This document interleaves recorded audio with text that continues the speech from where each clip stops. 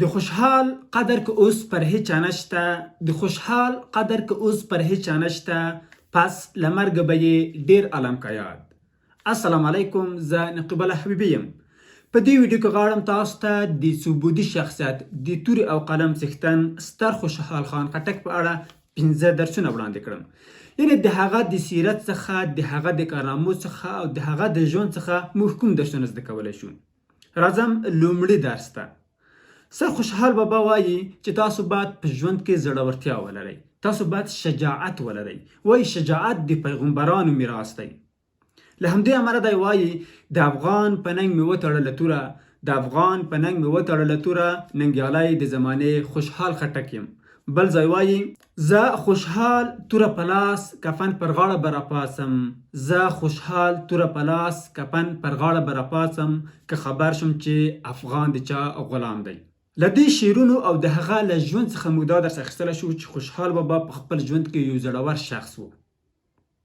نوموړی وایي چې کله چې رسول الله صلی الله علیه وسلم تبلیغ پیل کړ، دعوت یې پیل کړ، په پټه سره یې پیل کړ. اما په هغه وخت کې په کفارو دومره ډېر اغېز نه و.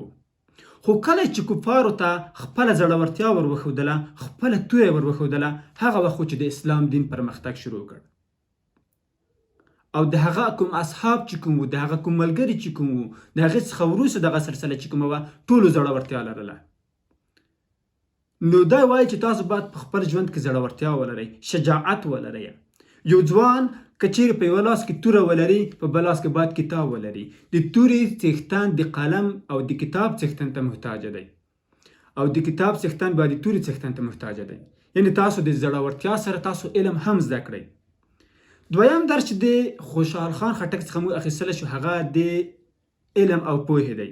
لکه مخکې مې چې تاسو ته وویل چې خوشحال بابا وایي چې تاسو باید په یوه لاس کې توره ولرئ او په بل لاس کې باید تاسو کتاب ولرئ. نو د کتاب اهمیت دلته موږ ته بیانوي. له همدې امله ده چې دی په لسګون آثار لري. په هغه وخت کې چې دی د تورې څښتن و، دی د قلم او کتاب څښتن هم و.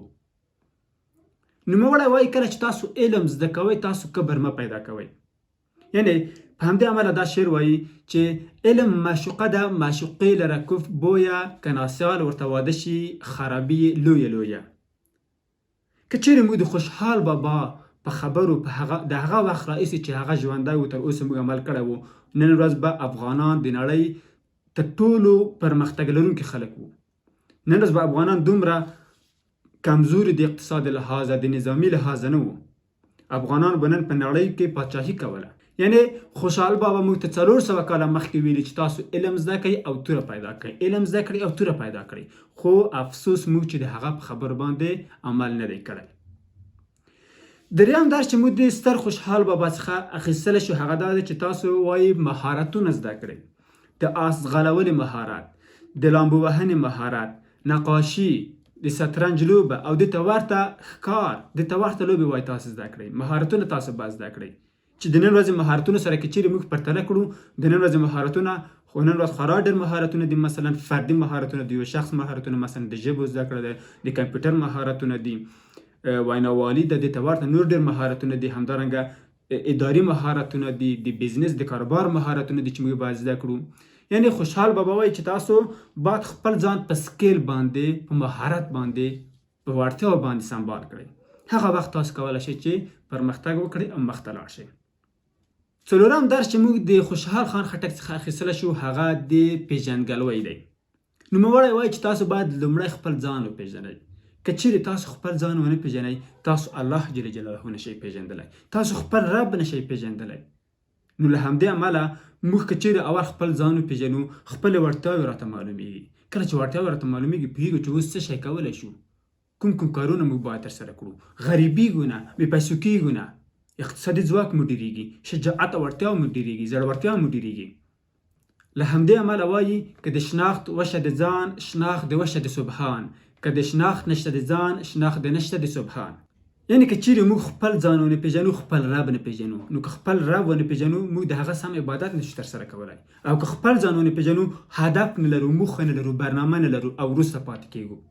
پنځم درس چې موږ د ستر خوشحال څخه اخیستلی شو، هغه د کاروبار او تجارت دی.